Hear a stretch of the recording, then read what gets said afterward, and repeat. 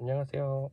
일사천리 시스템 기업이전 사업팀 신세훈 매니저입니다. 오늘 제가 여러분들에게 소개해드릴 책은 이기주 작가의 언어의 온도라는 책입니다. 이 책은 베스트셀러에도 오른 적이 있어서 많은 분들이 아실 것 같은데요. 이 이기주 작가라는 분이 이 책으로 인해서 일약 베스트셀러 작가로 스타덤을 오르셨죠. 그래서 이 책이 좀 제가 읽어보니까 따뜻하고 요즘 책과는 조금 다른 뭔가 좀 유려하거나 뭐 화려하지 않은 그냥 평범한 그런 문체인데도 사람을 좀 따뜻하게 하고 잔잔한 힐링을 주는 책인 것 같아서 이 책을 선정하게 되었습니다. 이주 작가가 뭐 이렇게 써놓은 거 보면 뭐 말과 글은 머리에만 남는 게 아닙니다. 가슴에도 새겨집니다. 중요하다는 뜻이겠죠. 이렇게 써놨고 여기 보시면 그렇다면 이 책을 집어든 당신의 언어 온도는 몇 도쯤 될까요? 글쎄요, 무심결에 내뱉은 한마디 때문에 소중한 사람이 곁을 떠났다면 말 온도가 너무 뜨거웠던 게 아닐까요? 한두 줄 문장 때문에 누군가 당신을 향한 마음이 문을 닫았다면 글 온도가 너무 차갑기 때문인지도 모릅니다. 일상에서 발견한 의미 있는 말과 글, 단어의 어원과 유래, 그런 언어가 지닌 소중함과 절실함을 책에 담았습니다. 페이지를 넘길 때마다 문장과 문장에 호흡을 불어넣으며 적당히 뜨거운 음식을 먹듯 천천히 곱씹어 읽어주세요. 그러면서 각자의 언어 온도를 스스로 되짚어봤으면 하는 바람입니다. 라고 하시면서 이 책을 쓰신 계기를 설명해 놨습니다. 제가 이번 그 언어의 온도 책 소개는 그냥 제가 읽으면서 좀 인상 깊었던 문구 위주로 설명을 하도록 하겠습니다.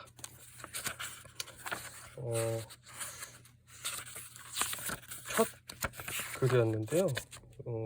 더 아픈 사람이라고 해서 지하철을 타고 가다 할머니와 손자가 대화하는 걸 봤는데 아픈 손자가 할머니한테 물어봐요.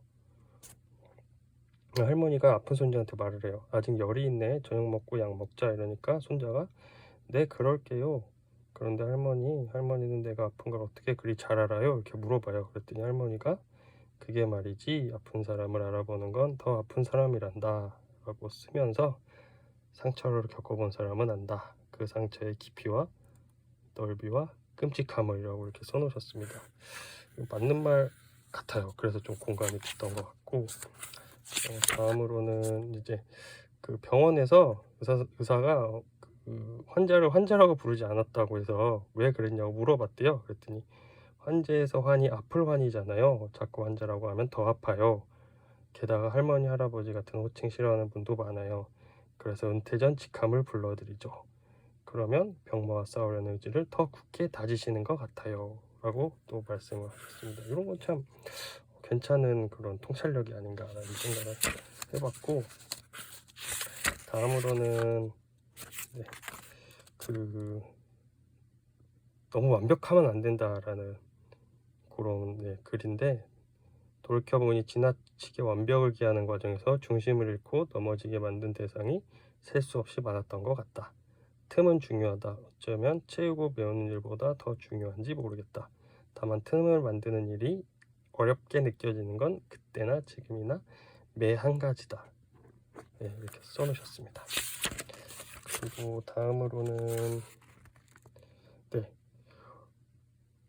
제목이 당신은 5월을 닮았군요 라고 해서 5월에 이제 어원을 써놓으셨는데요. 5월을 뜻하는 메이는 그리스 신화에 등장하는 풍요와 증식의 여신 마이아에서 왔다고 하시면서 5월이 이제 모든 게 다 피어나는 달이니까 그렇게 써놓으신 것 같고 이분이 그 프로포즈 할 때 당신은 5월을 닮았군요 라고 프로포즈를 하셨다고 합니다. 우리 일사천리 시스템 미혼 남녀분들 써먹으시기 바랍니다.